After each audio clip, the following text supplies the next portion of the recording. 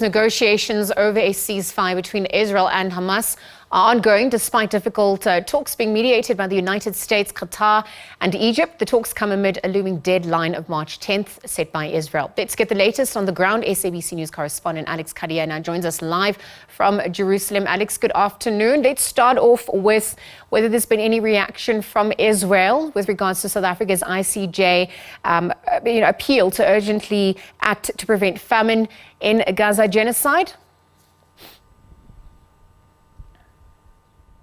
Yeah, well, the response from the Israeli government is to say that South Africa has become the legal arm of Hamas and that it is therefore complicit in the atrocities of October 7th. That is the line that the Israeli government took when the proceedings for those provisional measures and for this allegation of the breach of the Genocide Convention was put forward in the first place. So it's no surprise that the Israeli government has been very firmly rejecting all of South Africa's calls. But it's also fair to say that South Africa is certainly not the only nation, not the only member of the international community to call for more aid to flow into Gaza, to call the situation in Gaza catastrophic. We heard that from Vice President Kamala Harris of the United States just a few days ago. So certainly very harsh pushback from the Israeli government when it comes to South Africa asking the ICJ to take more measures. Alex, at this point, any sign of what's likely to happen in Jerusalem as the month of Ramadan edges closer as well?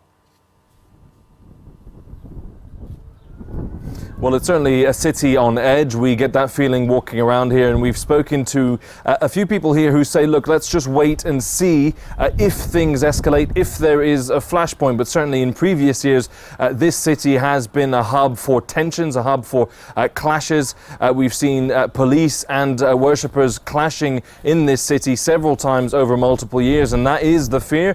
The far-right National Security Minister here, Itamar Ben-Gvir, had suggested that Israeli forces would limit the access to the Al-Aqsa Mosque compound. That is the building, that golden dome behind me, that is the third holiest site for Muslims. Now, Benjamin Netanyahu, the Israeli Prime Minister, has overruled Itamar Ben-Gvir, saying that Israel supports freedom of worship and will do everything it can to make sure that those worshippers can access the mosque during the holy month of Ramadan. And what about humanitarian aid and the movement thereof? What's been reflected on that front? Will Israel allow this? Are we edging any closer to a ceasefire as well?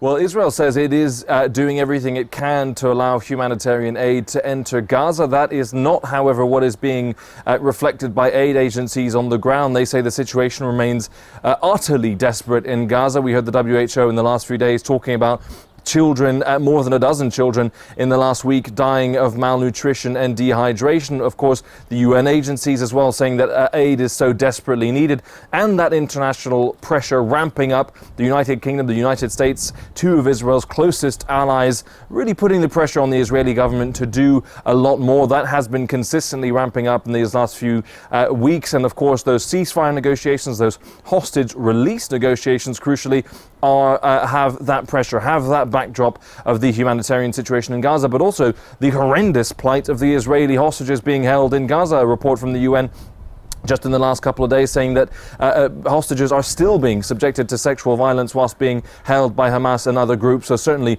that human suffering is the backdrop of these negotiations, and there's a lot of pressure for a deal to be reached.